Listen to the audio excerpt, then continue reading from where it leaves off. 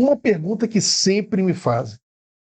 Quem é o maior filósofo de todos os tempos? E óbvio que essa é uma pergunta dificílima de dizer, né? Até porque depende, né, da forma pela qual você vai fazer essa escolha. Vai ser uma escolha pessoal, número de obras publicadas, influência em outros filósofos. Portanto, são várias as possibilidades de se interpretar e de se dizer se um é melhor do que o outro. Mas eu sempre faço esse discurso inicial para dizer o seguinte: eu amo Nietzsche, eu amo Spinoza e adoro outros vários, Schopenhauer, Foucault, Heidegger, Hannah Arendt, que eu amo de paixão, mas tem um que não tem jeito.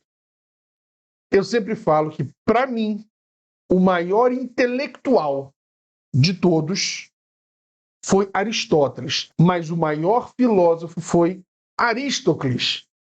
Aristócles? Quem é esse diabo desse raio, desse Aristócles? É o Platão. Platão, na verdade, é o apelido dele. O nome verdadeiro é Aristócles. Então, Platão, para mim, é o maior filósofo de todos os tempos. E olha que eu nem concordo com tudo. Mas é inegável a força do seu argumento, dos seus argumentos. E, além disso, o Platão, na verdade, ele é 2 em 1. Porque quando você leva Platão, você também recebe Sócrates, entre aspas, de brinde. Por quê? Como Sócrates nada escreveu, quem melhor falou sobre Sócrates e escreveu sobre ele, sem dúvida alguma, foi Platão.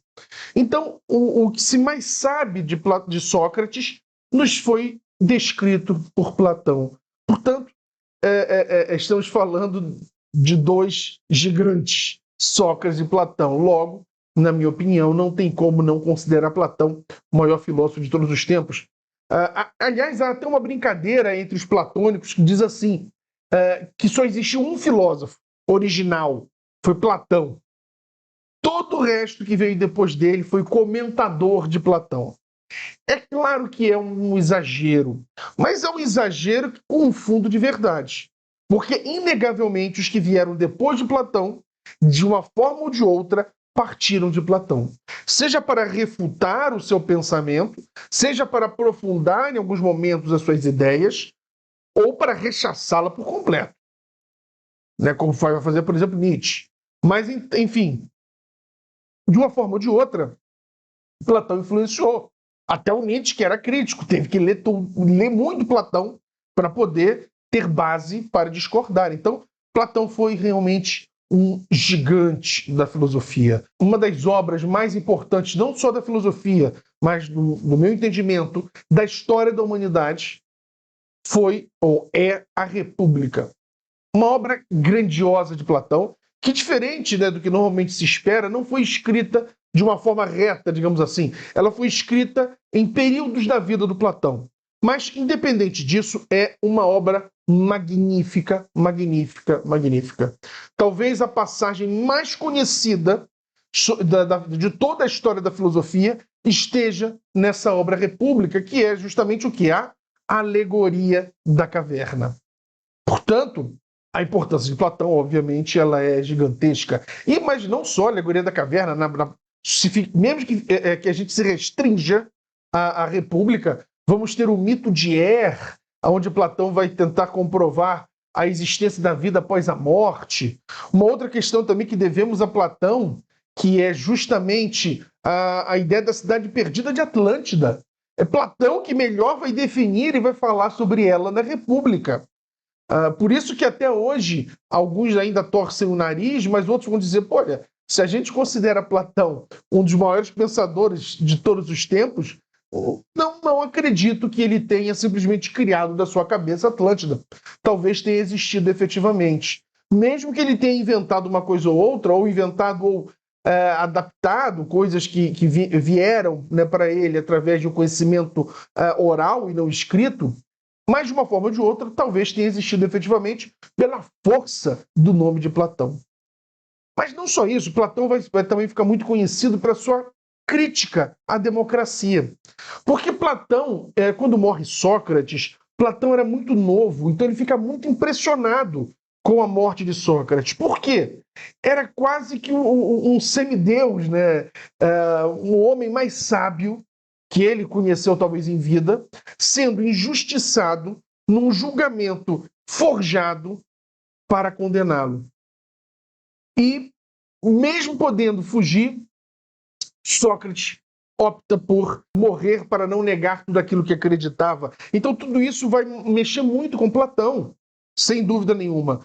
E foi justamente dentro de um regime democrático aonde isso tudo aconteceu. Logo, Platão vai ter uma verdadeira ojeriza pelo regime democrático. Ele vai entender que no regime democrático serão cegos guiando outros cegos. Tanto que ele vai dizer que o regime democrático é tão ruim, mas tão ruim, que só é melhor que a tirania. Mas que melhor que a democracia, vamos ter, né, vários outros, dentre eles a monarquia, vamos ter a timocracia, a oligarquia, e o melhor de todos os governos, para Platão, que é o governo do rei filósofo. Por quê? Porque o filósofo é aquele que já alcançou um conhecimento tal que ele já se desprendeu, digamos, dessas besteiras mundanas. O filósofo ele não está preocupado com dinheiro, com fama, com luxo. O filósofo é aquele que já conseguiu perceber a verdade. E nada é mais importante do que a verdade.